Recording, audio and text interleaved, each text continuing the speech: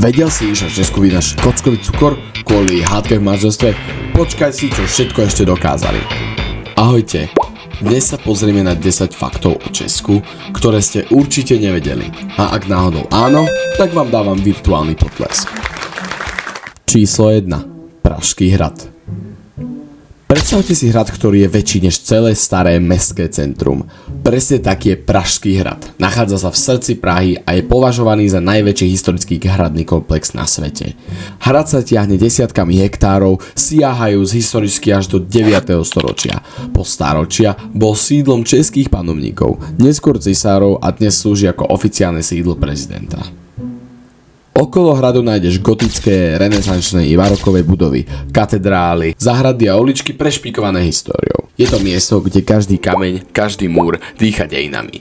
Pre nás to znamená, že Česko má naozaj niečo, čo málo ktorá iná krajina dokáže. Hrad, ktorý skutočne pôsobí ako malé kráľovstvo. Číslo 2. Česko má viac ako 2000 hradov a zámkov. Vedeli ste, že v Česku existuje vyše 2000 hradov, zámkov a historických sídiel? To znamená, že na relatívne malom území je hustota hradov a zámkov vyššia než skoro kdekoľvek inde v Európe.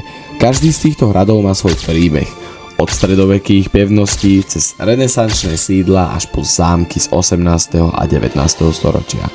Pre milovníkov histórie a dobrodružstva je to raj. Môžete objavovať ruiny, tajomné chodby, staré legendy a cítiť sa, ako by ste cestovali časom. Číslo 3. Čertovy hlavy. V lese nedaleko dediny Želízy stojí niečo, čo pripomína vytesané hrozostrašné hlavy do skaly. To sú čertovy skaly. Sú vysoké asi 9 metrov a podľa mnohých sú po slávnom Mount Rushmore druhým najväčším vytesaným skalným dielom sveta.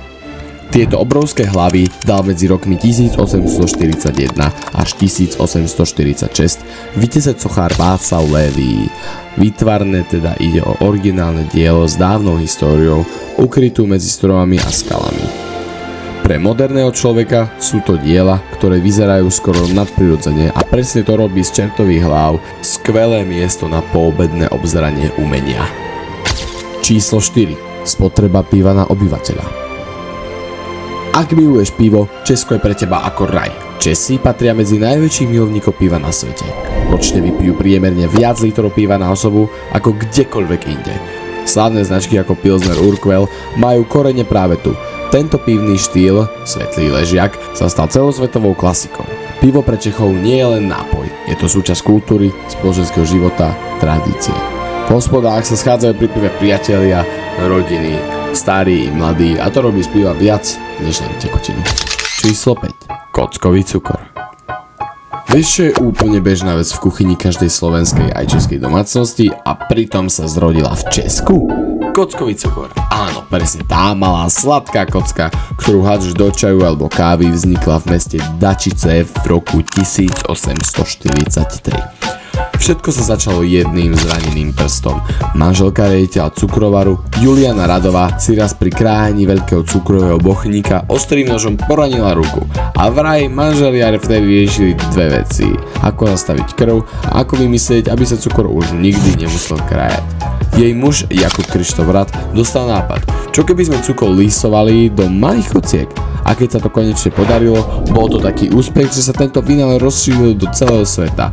Dnes ani nerozmýšľame nad tým, že niekto musí cukor vymyslieť, ale vďaka jednomu sekaniu cukru v kuchyni tu máme najpraktickejší spôsob sladenia nápojov na svete.